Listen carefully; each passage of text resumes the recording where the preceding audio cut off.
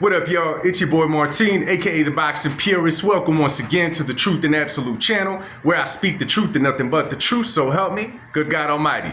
Alright, y'all, now listen, if you're new to the channel, thank you for stopping by. Thank you for giving me your time. Make sure by the time you leave, you hit that subscription button. Make sure you hit that notification bell. Make sure you hit that like button. If you want to talk boxing, I mean really talk boxing, and put your knowledge up to the test, go down to the comment section, man. I got a lot of people on there that could talk great boxing, good conversation. Not too many people get their feelings hurt, man. Now go on ahead. Now let's get into this one. Now, it's been quiet in the boxing world, just a little bit quiet, right? There hasn't been too many things popping off, not too many news or no new fights or nothing like that. Nothing crazy, nothing that gets the boxing public excited or the boxing casuals excited. Because let me be real, if it doesn't get the boxing casuals' attention, it's not exciting. Listen to what I'm saying. If you get their attention, that means it's huge news for the boxing purists. Now, anyway, so we are less than 2 weeks away. We're a little over a week away from the event. Canelo Alvarez versus Edgar Berlanga. Edgar Berlanga versus Canelo Alvarez. Mexico versus NYC.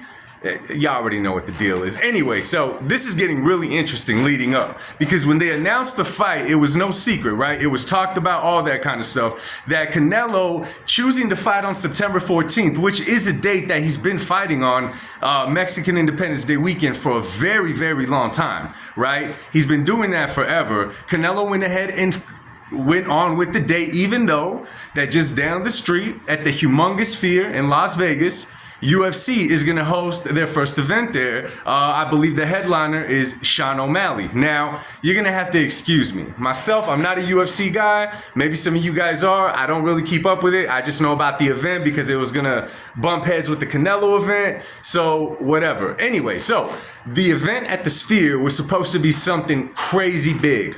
Crazy big, right? I mean, I don't know if you guys are UFC fans, but if you saw the tickets about a month ago, you would be blown away at how expensive the tickets were. Now, it's rumored that Dana White put $20 million of his own money into this event.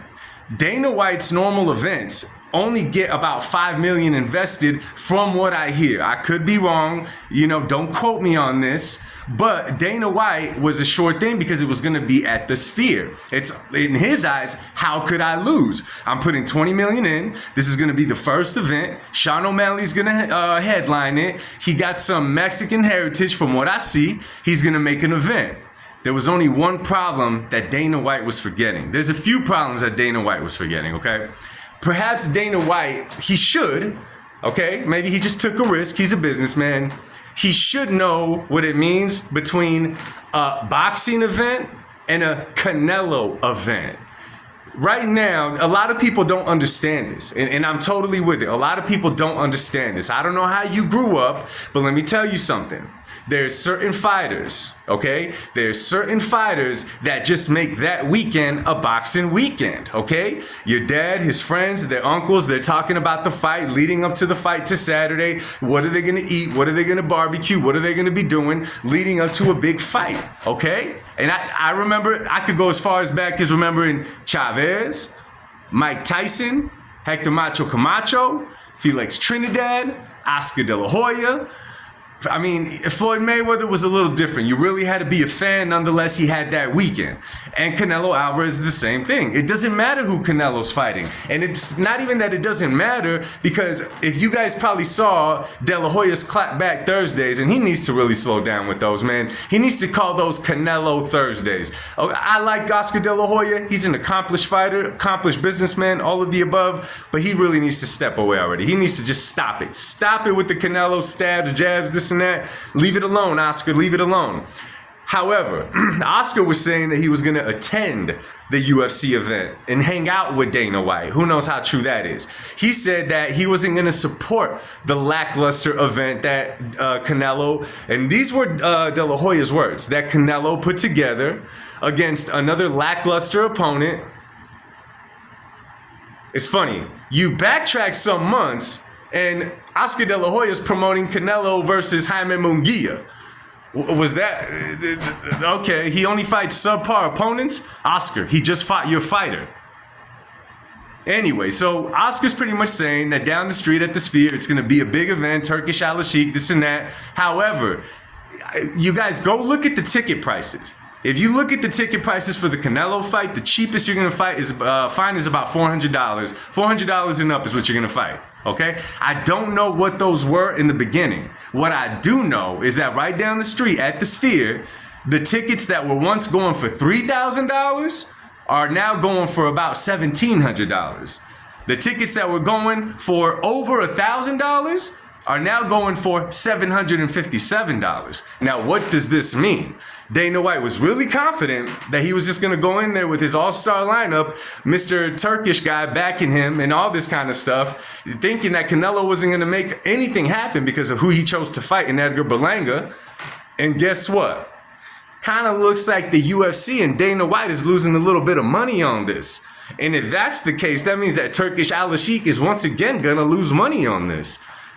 Why? Because y'all playing with the face of boxing. Y'all don't realize this. Listen.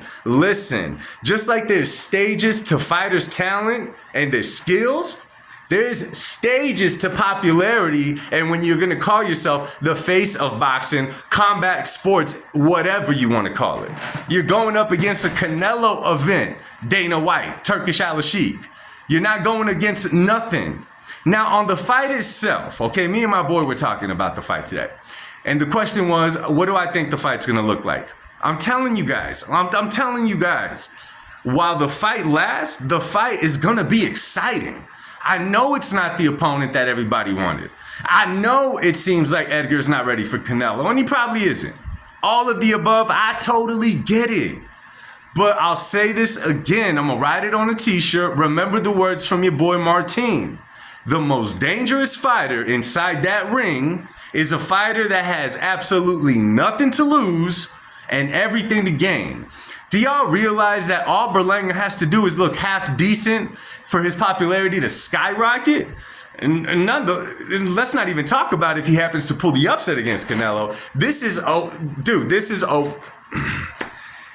Berlanga is looking to become great. Of course, he's going to catch the payday. We've seen Canelo fight fighters in the past, and we know that they were only there for the bag, like Jermell Charlo. But Edgar Berlanga, he's showing that he's a little bit different. He's poised to take over the 168 division. He wants to take Canelo's spot. He wants to be the cash cow. That is what he's aiming for. He has those goals. He's not talking about the bag. A fighter like that with nothing to lose, I don't care what y'all say, is going to make for an exciting fight inside of that squared circle. I'm going to watch it. You guys are going to watch it. And most of the people in Las Vegas are going to be watching that and not the UFC. So I just had to stop by and drop it. I'm being petty again, man. I know it, whatever. But I just got to give Canelo his props, yo. They said that it couldn't be done. They said that his event was going to suffer.